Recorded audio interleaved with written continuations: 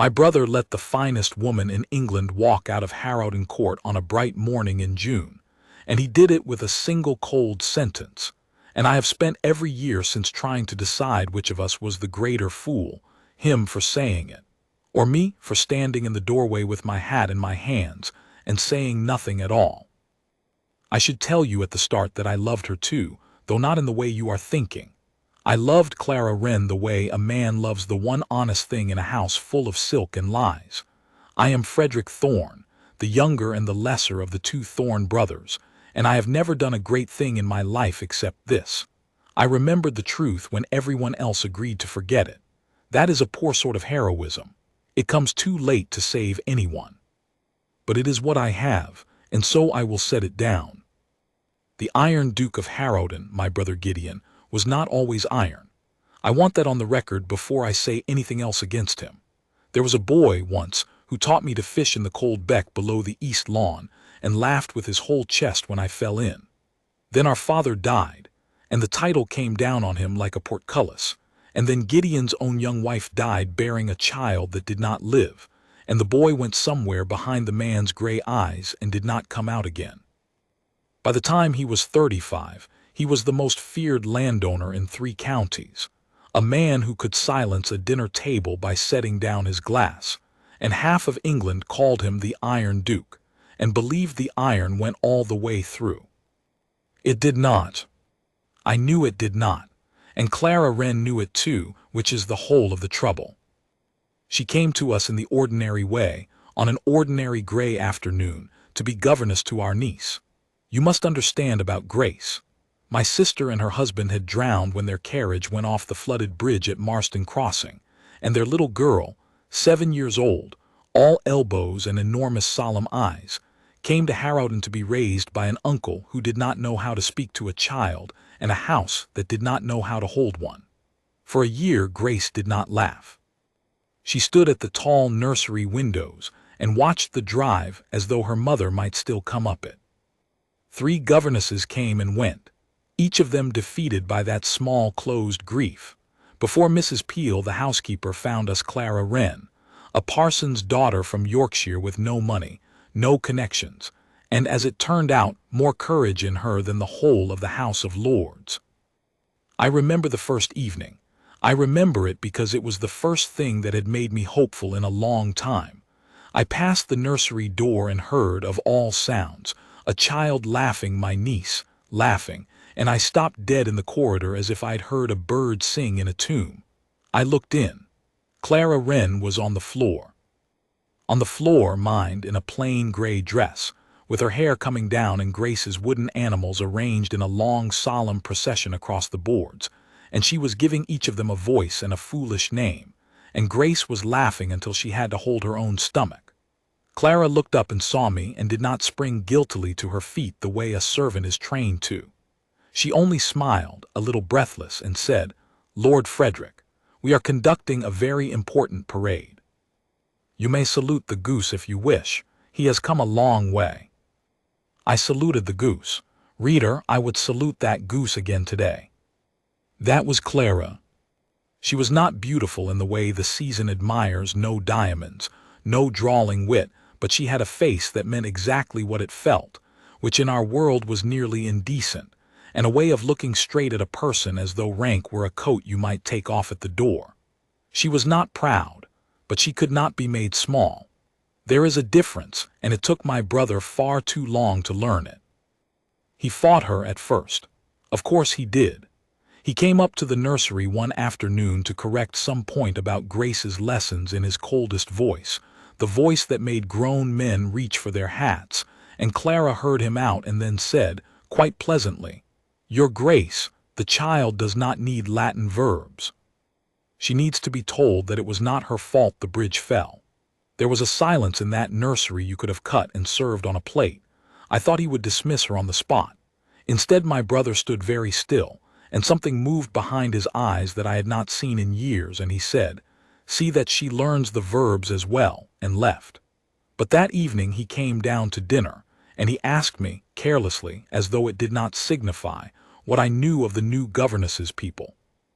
I knew then. God help me, I saw it before either of them did. It grew the way the best things grow, slowly and mostly out of sight. He began to find reasons to be near the schoolroom. He, who had not set foot in the nursery wing in a 12-month, took to reading his letters in the little morning parlor that happened to share a wall with it. Grace bloomed like a garden after rain. She grew brown and loud and ordinary and wonderful. And where the child went, the uncle followed. And where the uncle came, there was always Clara, straight-backed and honest, refusing to be flattered and refusing to be cowed, telling him plainly when he was wrong and, more astonishing still, telling him plainly when he was right. He was starved for it. A man like Gideon is surrounded all his life by people who tell him what he wishes to hear, and he had come to despise the whole race of them. And here was a parson's daughter with darned gloves who would look him in the eye and say, "No, I don't think that's true, Your Grace." And he could no more stop wanting to be near it than a frozen man can stop wanting fire. I watched them that spring across the length of the long hall, my iron brother and the governess standing at a window discussing nothing, a child between them, the evening light coming in gold. He was not touching her. He never touched her. He was Gideon. He would sooner have died. But I saw the way he had turned his whole body toward her, the way a flower turns, and I thought, with a plain, glad ache, he is going to be happy. My brother is going to be happy, and he is going to do the bravest thing of his life, which is to marry where his heart is and hang the whole of society. I was wrong. He did the second bravest thing, which is to say he did nothing for months and hoped it would settle itself. And into that quiet, unsettled thing, that fragile, unspoken, half-built happiness, came the snake. Her name was Lady Sabine, the widowed Countess of Marrow, and she arrived in May with 4 trunks and a maid and a smile like the last inch of a drawn sword.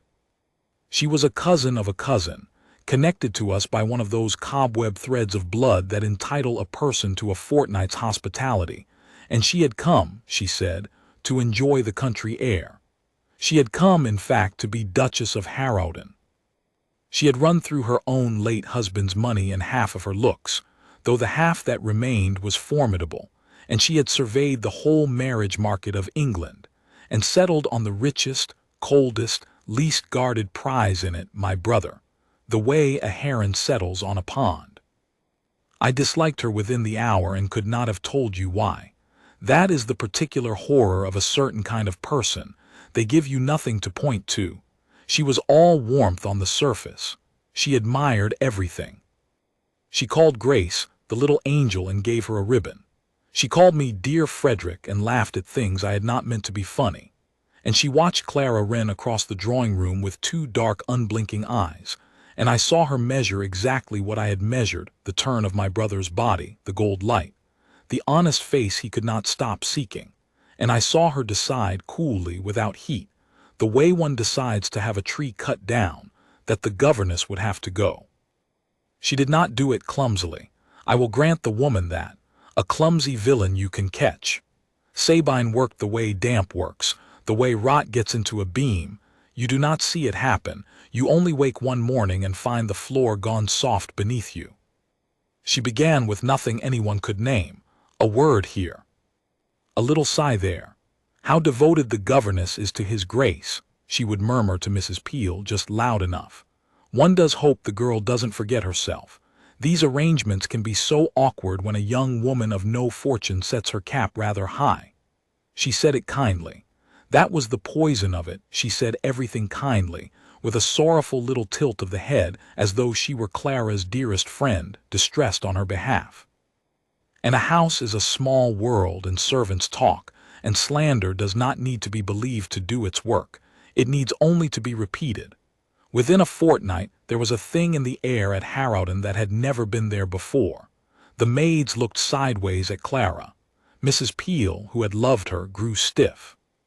And Clara, who was honest to the bone and therefore had no defense against dishonesty, because she could not imagine it, felt the cold coming and did not understand its source, and held her head up, and went on teaching a little girl her verbs.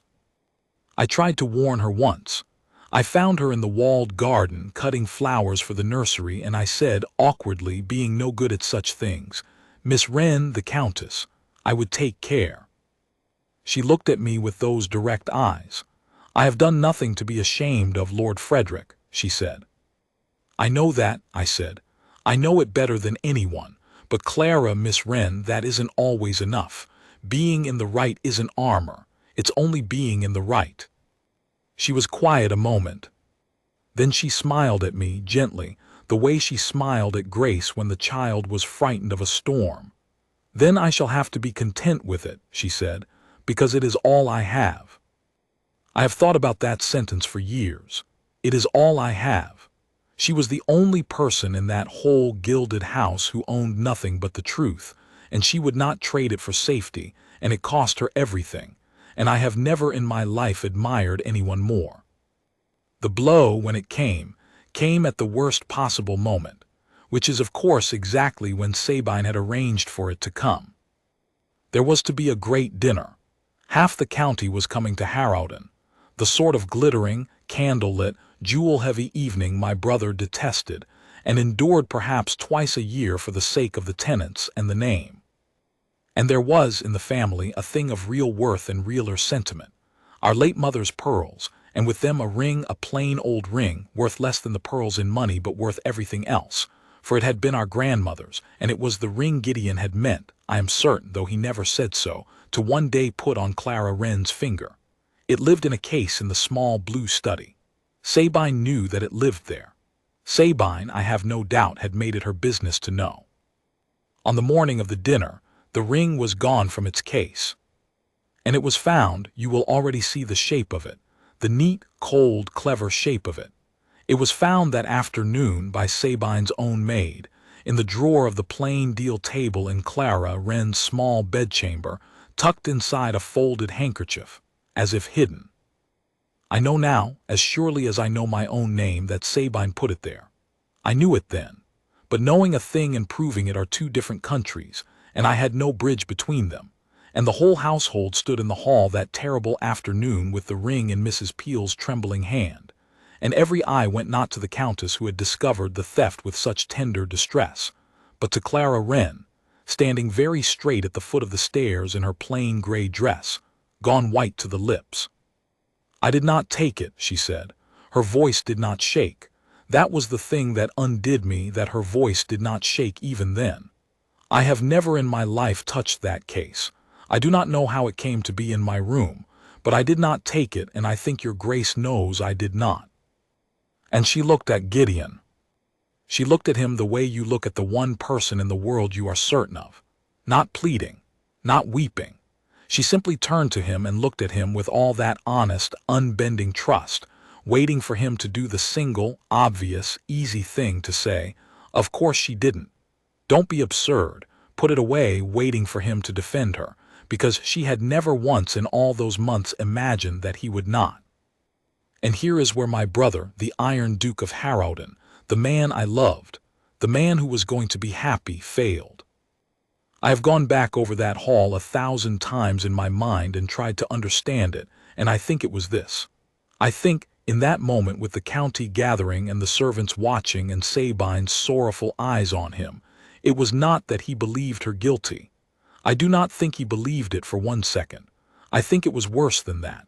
I think he was afraid. He had spent 3 years turning himself to iron so that nothing could ever get in and hurt him again.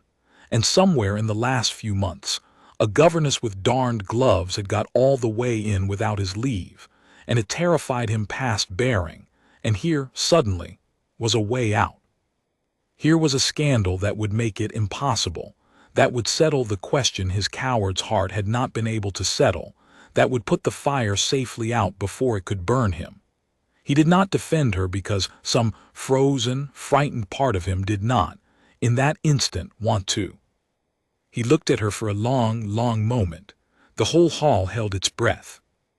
And then Gideon Thorne turned his face away from the only honest woman he had ever known, and said, in a voice like a door closing, "A governess is easily replaced. See that she is gone by morning." I have heard men die more quietly than that sentence. Clara did not cry out. She did not argue. I watched something go out of her face. Not the courage stayed, but the trust, the warm certain thing she had turned to him with a moment before that I watched die. And it was the worst thing I have ever seen a man do to a woman, and my brother did it. And I stood in the doorway with my hat in my hands, and I said nothing. I said nothing. Put that down against my name as well. Clara was quiet for the space of 3 heartbeats. Then she dropped him a curtsy, a full, correct, perfect curtsy, the kind one makes to a duke, and when she rose she said very steadily so that the whole hall heard it, "As your grace wishes. I ask only one thing." When Grace asks where I have gone, and she will ask, "Your Grace," every day for a long while, and you will have to be the one to answer her, I ask that you do not tell her I stole from you. She has lost a mother already. Do not let her believe she loved a thief. Tell her I had to go. Tell her I did not want to. Her voice caught once, only once, on the child's name. Then she mastered it. That is all. Good night. And she turned and walked up the stairs, unhurried, her back straight as a young tree. And she did not look back at him.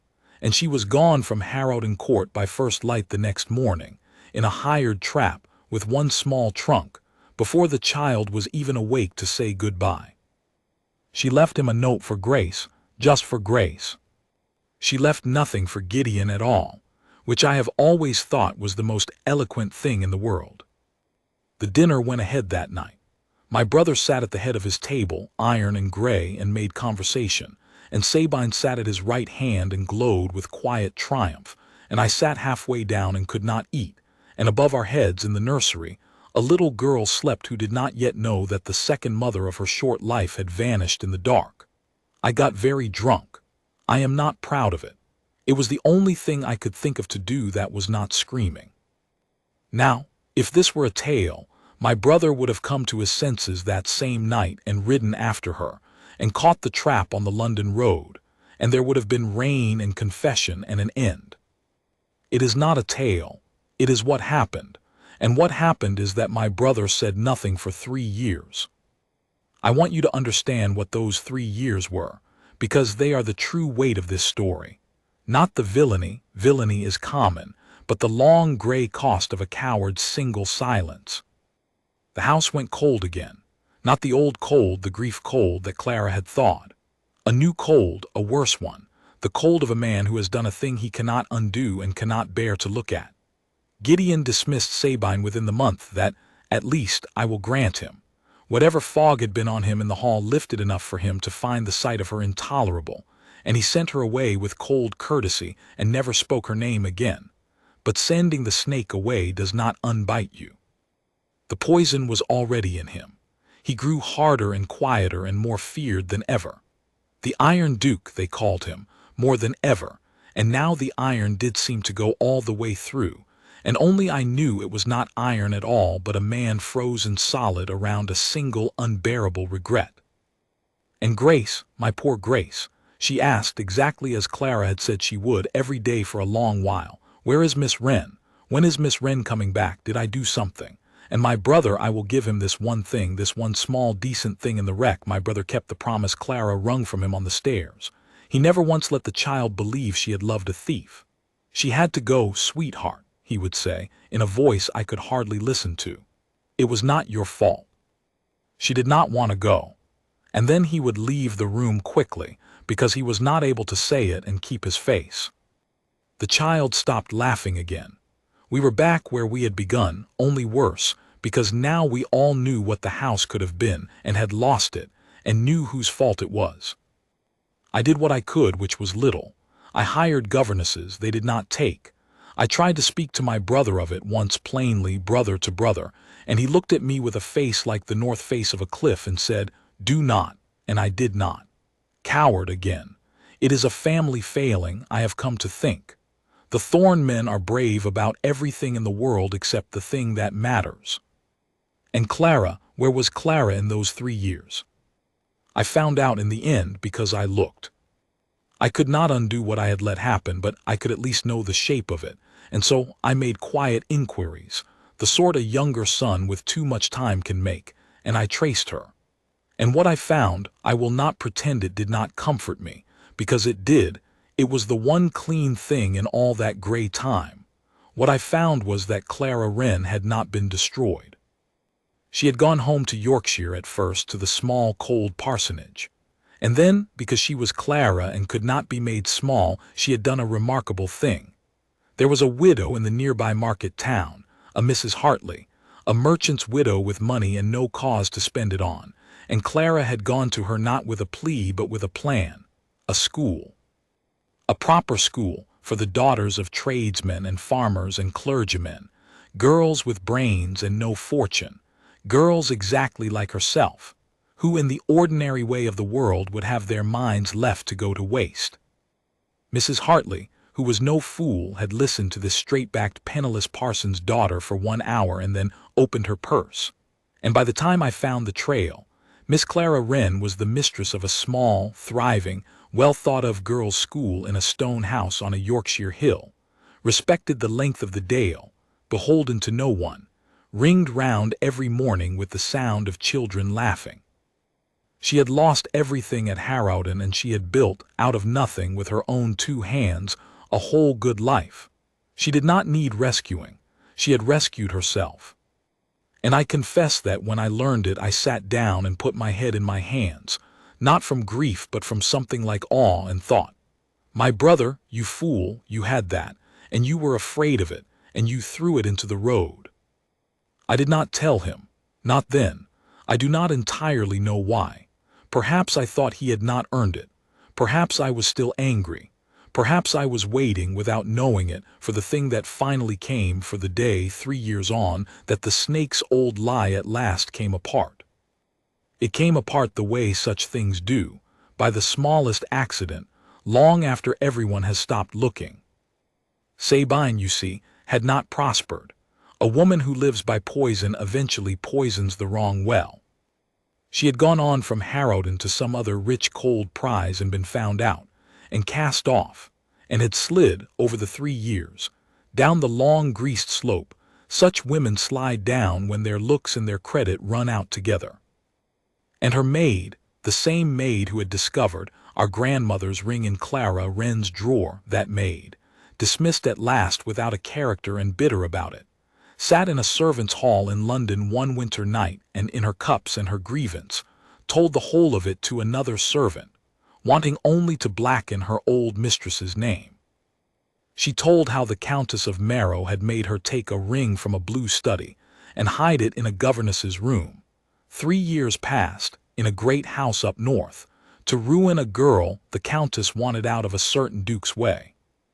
And that servant, as it happened, had a brother in service 2 doors down from my own club, and servants' talk runs along its own swift underground rivers, and within a month the thing had reached my ears, and I went and found that maid myself, and I put a sovereign in her hand, and I heard the whole confession from her own mouth, and I wrote it down and made her set her mark to it before a magistrate, and then I rode home to Harrowden faster than I have ever ridden anywhere in my life.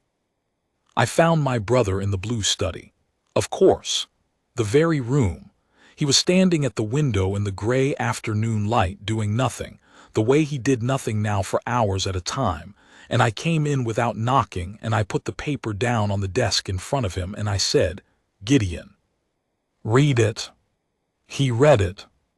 I have never watched a man's face do what my brother's face did as he read that paper. I watched the 3 years of iron crack straight down the middle.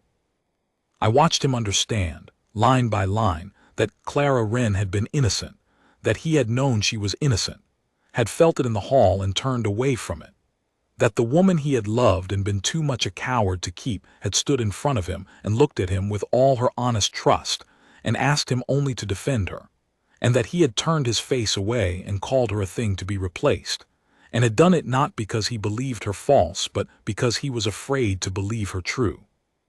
He understood all of it. I saw it go into him like a blade going in slowly. He set the paper down very carefully, the way you set down something that has cut you. And then the Iron Duke of Harrowden sat down in his chair and put his face in his hands. And my brother, who had not wept when our father died, who had not wept when his wife and his child died, wept then, silently, terribly, his whole frame shaking for the woman he had thrown into the road, and for the man he might have been, and for 3 gray wasted years, and for a little girl who had stopped laughing. I let him. There are times when the kindest thing you can do to a man is let him drown for a while. Then, when it had passed, when he was sitting spent and hollow in the gray light, I said the thing I had ridden home to say. "She is not destroyed, Gideon," I said. "I want you to know that first before anything. She did not break. She has a school in Yorkshire, her own school, that she built out of nothing, and she is respected there, and she is not waiting for you, and she does not need you. I want you to understand that clearly. If you go to her, you go to a woman who has already saved herself. You cannot rescue her. That door is closed. You threw it closed yourself. There is no grand gesture that puts this right.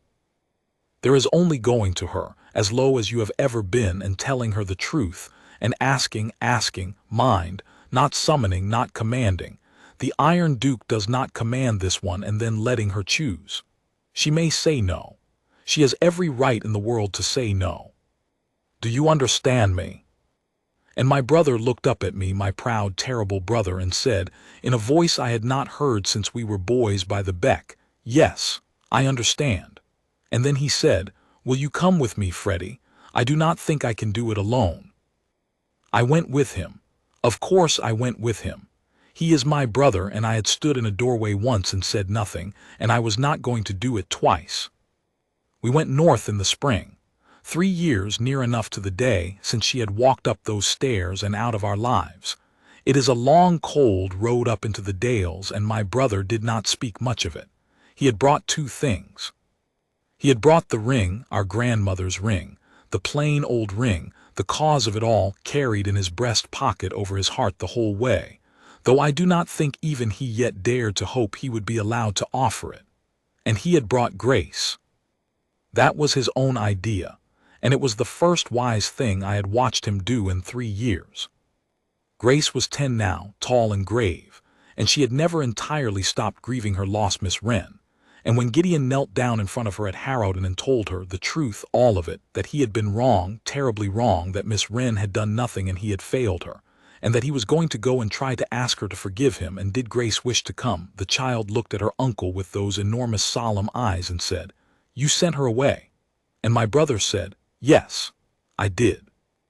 It was the worst thing I have ever done." And Grace was quiet a long time, and then she took his hand, which she had not done in years, and said, "Then we must go and say we're sorry, both of us, properly, out of the mouths of children." The school stood on a hill above the town, a plain, handsome house of gray Yorkshire stone with a green door and a great many windows. And as we came up the lane in the low gold light of late afternoon, I could hear, before we saw a soul, the sound of children, girls' voices, and laughter, and someone reading aloud, and it came out of that stone house and rolled down the hill to meet us, and I saw my brother's hand tighten white on the top of the carriage door, because he knew that sound. It was the sound he had heard once through a nursery door, and been too afraid to keep. She came out onto the step herself. Someone had run in to tell her a grand carriage was at the gate, and she came out drying her hands on an apron, a little older, a little browner, her hair coming down exactly as it always had, and she saw the carriage, and then she saw who got down from it, and she went very still. My brother stood in the lane and took off his hat. I want you to see this because I saw it, and it is the thing I most want to set down before I am done. The Iron Duke of Harrowden, the most feared man in 3 counties, the man who could silence a table by setting down a glass, stood bareheaded in a Yorkshire lane in front of a schoolmistress in an apron, and there was no iron in him anywhere. He had put it down. He had come all that way to put it down, and he did not stride up to her and make a speech. He stood where he was at the bottom of her steps below her, and he said, I could barely hear it, he said, "Miss Wren, I know what I did. I'm not going to pretend it can be undone. I told a hall full of people that you were easily replaced, and it was the greatest lie I have ever told, because in 3 years I have not managed to replace 1 single hour of you, and I have not tried because I did not want to, because there is no one. I knew you were innocent when I said it. That is the worst of it, and I will not hide it from you. I knew, and I was a coward, and I let you walk out into the dark rather than face what I felt for you. I have no right to be here. I know that. I have only come to say that I was wrong in front of anyone you like, as publicly as I once wronged you, and to ask, only to ask, whether there is any road at all, however long, back to your good opinion. And if there is not, I will get back in that carriage and trouble you no more, and I will still be glad to the end of my life that I came and said it to your face. There was a silence on that hillside you could have heard a leaf turn in. And then Grace, my Grace, could not bear it another moment, and she flung open the carriage door and half fell down the step and ran up the lane in her good traveling dress, crying, "Miss Wren! Miss Wren!" And Clara Wren made a sound I will never forget, a sound with 3 years in it, and went down on her knees on her own stone step with her arms open, and the child ran straight into them, and the two of them held on to each other and wept, the woman and the girl in the gold light, and I had to look away and study the dry stone wall very hard for a while. When I looked back, Clara had risen, with Grace's hand fast in hers, and she was looking at my brother over the child's head, and I saw her weigh him. She was Clara. She was honest to the bone. She was not going to fall on his neck because he had made a pretty speech, and she was not going to pretend the 3 years had not happened. She looked at him for a long time, and he stood and let himself be looked at, and did not say another word in his own defense, which was, I think, the wisest thing of all. At last she said, "You hurt me very badly, Your Grace." "I know it," he said. "I trusted you," she said, and her voice was steady, but it cost her. "And you turned your face away, and I have spent 3 years learning to stand without that trust, and I have learned it, and I am proud of it, and I will not give it back cheaply or quickly, or because you have said you are sorry and brought the child. Being sorry is not enough. It was never enough. I told you that once in a garden. I said being in the right was not armor. Well, you are in the wrong, Gideon Thorne, and being sorry is not a bridge. You will have to build the bridge, plank by plank. It will take a very long time, and I make you no promises about the far end of it." And my brother, I could have wept myself, my brother said, "I have nothing but time, and I would rather spend all of it building a bridge to you than spend 1 more hour of it iron and alone. Set me to the work. I will not tire of it." Clara Wren looked at him, and then slowly, the way the very best things come out of the ground in their own season, the corner of her honest mouth turned up, just a little, the old way, the nursery way, and she said, "Well, you may begin by coming in out of the cold, both of you. The girls are about to have their tea, and there is never enough cake, and a duke can at least be useful and cut the bread." He came in out of the cold. He cut the bread. The most feared man in 3 counties stood in the warm kitchen of a girls' school on a Yorkshire hill with an apron over his fine coat, cutting bread and butter for a dozen tradesmen's daughters, while a schoolmistress directed him tartly and a 10-year-old set out the cups. And I stood in the doorway, a doorway again, always the doorways. That is my place in this story. And this time I was not silent. This time I laughed out loud from my whole chest, the way my brother used to laugh when we were boys, and Clara looked up and caught my eye and smiled, and I knew it was going to be all right. Not quick, not easy. She meant every word about the bridge, but all right in the end, in its own long good time. He did build the bridge, plank by plank, as she'd said, over more than a year, coming north, and coming north again, and writing letters that I am told were nothing like the cold notes of the Iron Duke, and learning slowly at 40 to be the man he had been too frightened to be at 35. And the ring stayed in his breast pocket over his heart the whole of that year, until the evening I was there. I would not have missed it for the crown of England. Until the evening she at last took his hand of her own free will, on a green hillside in the dusk, and let him put it on her finger, our grandmother's plain old ring, the cause of everything, come at last to the hand it had always been meant for. She did not weep. She only looked at it and then at him and said, "Took you long enough, Gideon Thorne," and my brother laughed and laughed, out loud. The boy come all the way back at last. She would not give up the school. He would not have dreamed of asking. It runs yet on its hill, only larger now, with a duke's fortune quietly behind it and a duchess's good sense plainly in front of it. And there are a great many tradesmen's daughters in the north of England who can read and cipher and think for themselves, and who owe it to a parson's daughter who once had nothing but the truth and would not trade it for safety. I never married. I have been asked why, and I never had a good answer, but I think the true one is this. I stood in a doorway once and watched what it looks like when a man is too much a coward to keep the one honest thing he has found, and I watched what it cost, 3 gray years of it, and I could not afterward be careless about the matter. I am uncle now to Gideon and Clara's own children, and to Grace who is grown and married and laughs like the ringing of a bell, and I am a happy man, in my way, in the corner of a happy house. But if you asked me, if you sat me down and asked me for the truest thing I know, the one plank of wisdom I have to hand across from a long life mostly spent watching, I would tell you this.